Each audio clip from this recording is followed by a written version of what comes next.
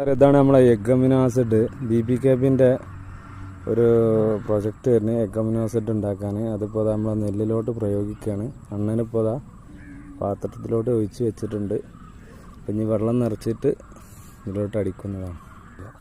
അപ്പോൾ ഫുള്ള് ഒഴിച്ചോളാം.